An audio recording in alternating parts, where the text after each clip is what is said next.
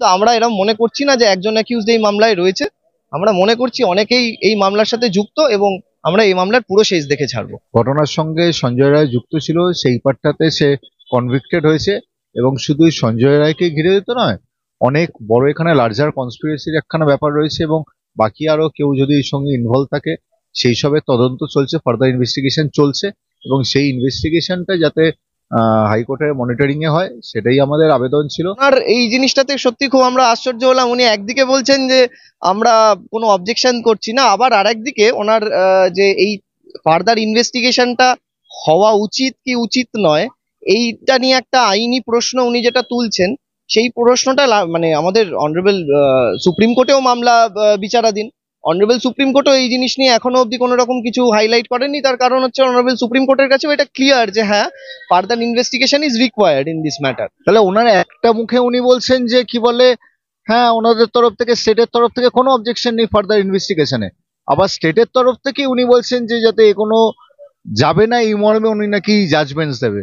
তো উনি কি বলতে চাইছে আমাদের কাছে ক্লিয়ার ছিল না, আমরা সবাই ওখানে ছিলাম। মানে স্টেটের আজকে সাবমিশন শুনে কোথাও গিয়ে মনে হলো এটা যে হয়তো শুধু সঞ্জয় রায় এই মামলাতে শুধু দোষী হয়ে যদি মামলাটা বন্ধ হয়ে যায় তাহলে হয়তো অনেকটা রিলিফ হবে।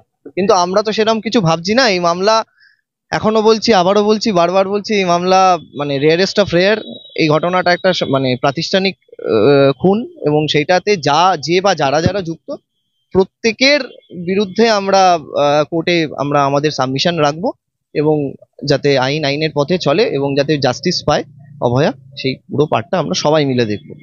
আপনারা প্রত্যেকেই জানেন আরজি করের মামলার দিকে সবাই তাকিয়েছিল। আসল দোষীরা সাজা পাবে কি এই মুহূর্তে দাঁড়িয়ে, এটাই লাখ টাকার প্রশ্ন ছিল। কারণ কেন, আমরা প্রত্যেকেই হাইকোর্টের উপর আস্থা রেখেছিলাম যে হাইকোর্টে যদি বিচার হয় তাহলে আসল দোষী, আসল মাথাগুলোকে ধরা যাবে। সেটা কি সম্ভব হচ্ছে? আমার সঙ্গে রয়েছেন অভয়ের আইনজীবীরা, কথা বলবো দাদার সাথে। বলছি দাদা, আজকে হাইকোর্টে কি হলো?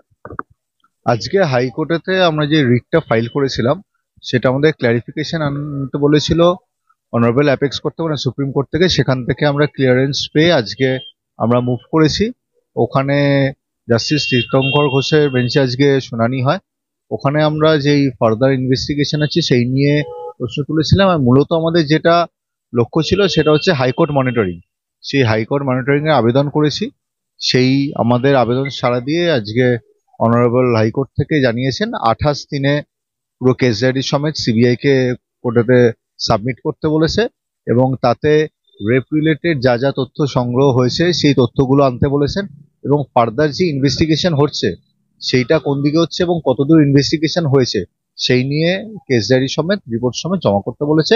28 দিনে পরবর্তী শুনানির ডেট হয়েছে। একটা জিনিস আমি জিজ্ঞাসা করবো, তাহলে যেই জায়গায় ছিল সেই জায়গাতেই রয়ে গেল? মানে আমি বলছি প্রথম থেকে আবার শুরু হবে? প্রথম থেকে শুরু নয়, জিনিসটা এগিয়েছে। প্রাথমিকভাবে ঘটনার সঙ্গে সঞ্জয় রায় যুক্ত ছিল, সেই পার্টটাতে সে কনভিক্টেড হয়েছে। এবং শুধু সঞ্জয় রায়কে ঘিরে দিতে নয়, অনেক বড় এখানে লার্জার কনস্পিরেসির একখানা ব্যাপার রয়েছে, এবং বাকি আরো কেউ যদি এর সঙ্গে ইনভলভ থাকে সেই সবের তদন্ত চলছে, ফার্দার ইনভেস্টিগেশন চলছে। এবং সেই ইনভেস্টিগেশনটা যাতে হাইকোর্টের মনিটরিং এ হয়, সেটাই আমাদের আবেদন ছিল।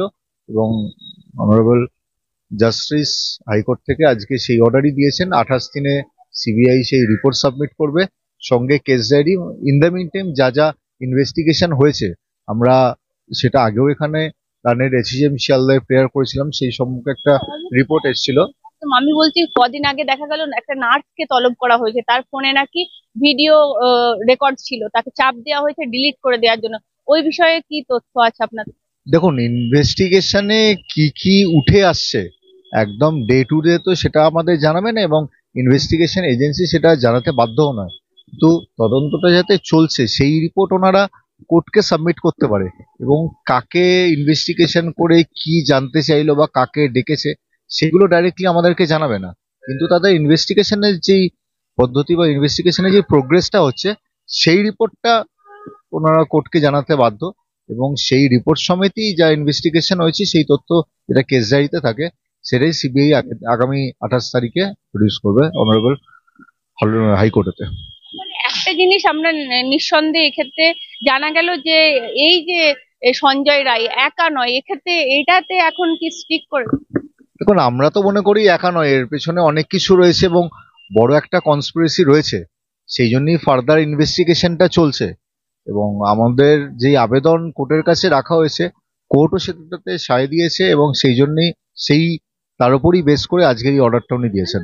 অনেকেই বলছেন যে বিদেশ চলে গেছে কিছু যারা এর সঙ্গে ছিল বা যারা খাবার খেয়েছিল, বা যে সুমিত তপাদার বারবার করে অভয়ের মা বাবা সুমিত তপাদারের নাম আনছেন। দেখুন, পার্সোনালি আমাদের কারুর নাম নিয়ে আমরা বলবো না, পুরোটাই একটা ইনভেস্টিগেশনের পার্ট।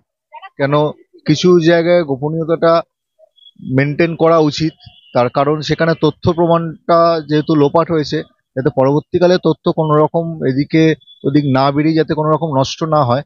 এবং সবাই যারা যারা এই ঘটনার সঙ্গে যুক্ত রয়েছে, যারা তথ্য লোপাট বলুন বা যা যা ঘটনাটা ঘটেছে, সেই ঘটনাটার পেছনে যে কনস্পিরেসিটা আছে সেটা সামনে আসুক। ইন্ডিভিজুয়াল কারণ নাম নিয়ে এই মুহূর্তে আমরা বলতে চাইছি না, কেন যেহেতু ইনভেস্টিগেশন চলছে এবং হাইকোর্ট সেই জায়গাটা মনিটর করছেন, সেই জন্য সেইখানটা ওখানেই থাকুক।